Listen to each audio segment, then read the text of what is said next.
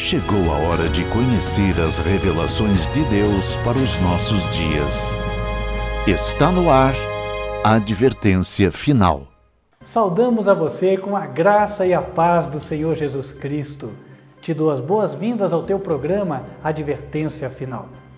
Hoje vamos continuar o estudo das duas testemunhas de Apocalipse, capítulo 11. Eu estou com a Bíblia aberta, já para ler o verso número 8. Na semana passada, nós vimos que as duas testemunhas correspondem às duas tábuas do testemunho, aquelas que Deus deu a Moisés no Monte Sinai, e que elas vão sofrer um ataque equivalente a uma morte, por assim dizer, porque o mundo irá desprezá-las e rejeitá-las, de tal forma que serão promulgadas leis que anulem a lei de Deus, que anulem os seus mandamentos. E neste sentido, então, a lei iniciará um trabalho de profetizar. Como? Porque na Bíblia diz que há ameaças para aqueles que transgridem a lei, e essas ameaças serão cumpridas. Agora, no verso 8, a Bíblia diz que jazerá o seu corpo morto na praça da grande cidade, que espiritualmente se chama Sodoma e Egito, onde o seu Senhor também foi crucificado.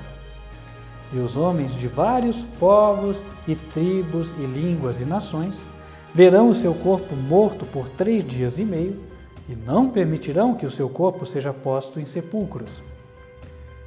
E os que habitam na terra se regozijarão sobre eles e se alegrarão e mandarão presentes uns aos outros, porquanto estes 2 profetas tinham atormentado os que habitam sobre a terra. E depois daqueles 3 dias e meio, o Espírito de vida vindo de Deus entrou neles. E puseram-se sobre os pés e caiu grande temor sobre os que os viram. E ouviram uma grande voz do céu que lhes dizia: Subi cá. E subiram ao céu em uma nuvem, e os seus inimigos os viram.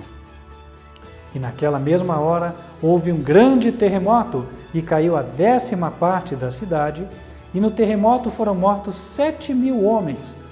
E os demais ficaram muito atemorizados e deram glória ao Deus do céu. É passado o 2º ai, eis que o 3º ai cedo virá. Diz a Bíblia que o corpo das 2 testemunhas vai ficar na praça de uma grande cidade. Simbolicamente, ela é denominada como sendo Sodoma e Egito.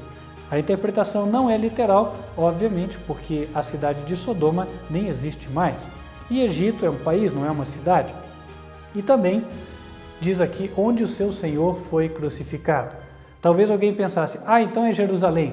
Não, não é, porque o sentido não é literal.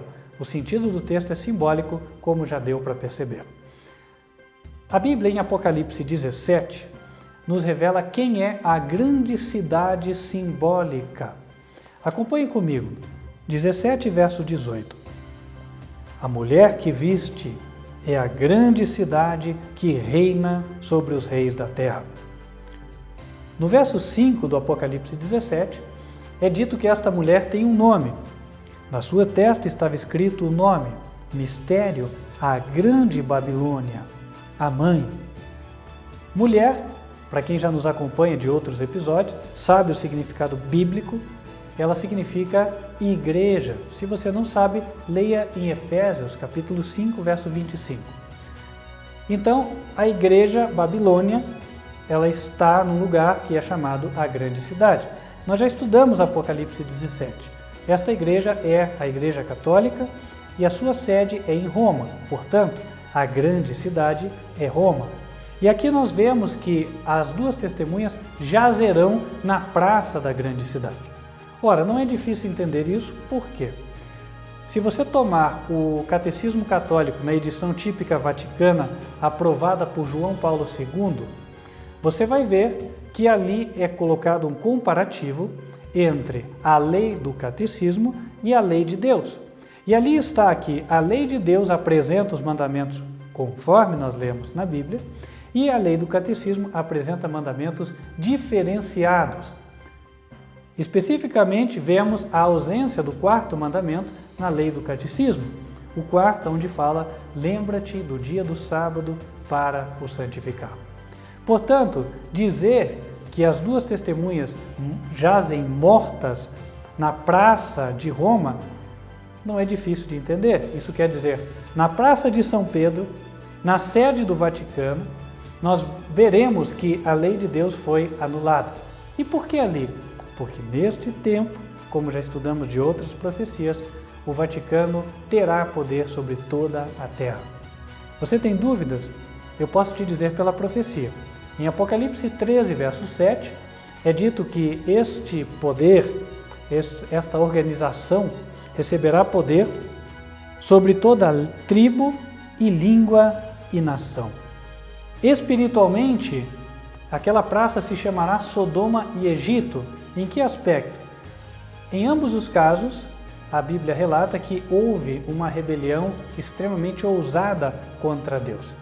Não houve nenhuma disposição em retroceder do mau caminho.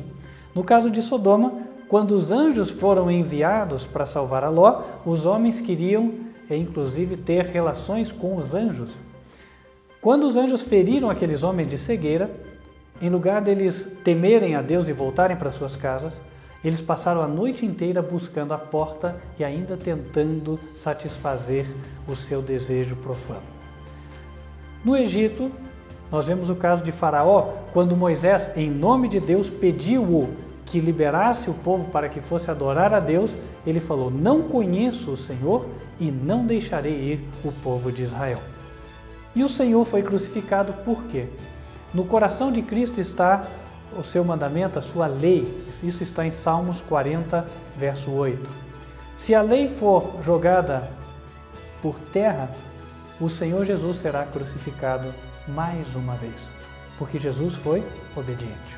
No verso 10, é dito que os que habitam sobre a terra, eles farão festa, se alegrarão, porque aqueles dois profetas, aquelas duas testemunhas, tinham atormentado os que habitam sobre a terra. A Bíblia diz em Apocalipse 13, verso 8, que os que habitam sobre a terra são os adoradores da besta, ou seja, os ímpios. Leia comigo. Adoraram-na todos os que habitam sobre a terra, esses cujos nomes não estão escritos no livro da vida do Cordeiro. E eles dizem que foram atormentados porque as palavras de Deus atormentam aqueles que não querem obedecer. Ou seja, não que elas sejam um tormento, mas que os ímpios as consideram um tormento, um impeditivo à sua liberdade para desobedecer. Leia em Lucas 8 o que os demônios falaram para Jesus. Verso 28.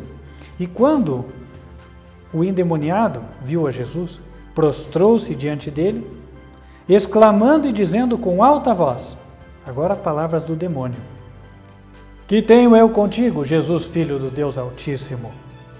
Peço-te que não me atormentes, porque tinha ordenado ao espírito imundo que saísse daquele homem. As palavras de Jesus foram denominadas pelo demônio como sendo um tormento, mas eram palavras de vida, entende? A palavra de vida é para a vida, mas para o ímpio, aquele que não quer obedecer, se torna um tormento. Mas a Bíblia diz também que, embora os ímpios estejam se alegrando nesses 1260 dias nos quais a lei de Deus vai ser pisada no futuro, haverá um povo na terra de toda nação, tribo, língua e povo, ou seja, um conjunto de pessoas, uma igreja, que vai impedir que as pessoas se esqueçam da lei. Por isso é dito que elas não permitirão que o cadáver seja posto em sepulcro. Por quê? Quando o corpo é sepultado, as pessoas tendem a se esquecer do morto, mas enquanto o cadáver está, a evidência da morte está ali. E estas pessoas pregarão para o mundo inteiro de que Deus ainda espera que se obedeça àquilo que Ele pede para o próprio bem das criaturas. Porque, afinal de contas, mandamentos como não matar, não furtar, são bons, não é verdade? Deus quer o nosso bem. Para isso, precisamos seguir o seu plano. E a Bíblia conclui dizendo que as duas testemunhas receberam um chamado de Deus, subiram ao céu e seus inimigos as viram. Em Salmos capítulo 50, no verso 6, a Bíblia diz que os céus anunciarão a sua justiça. E em Salmo 119, verso 172, é dito que a sua justiça são os seus mandamentos. Finalmente, os ímpios atemorizados vão reconhecer que Deus não mudou a sua regra de justiça. Quer você ser leal a Deus? Medite no que escutou hoje. Ainda há oportunidade. Volte para o Senhor. Nosso tempo acabou, mas te convido para estar conosco no próximo episódio, onde vamos ver uma grande revelação da Palavra de Deus para os últimos dias. Deus te abençoe e até lá.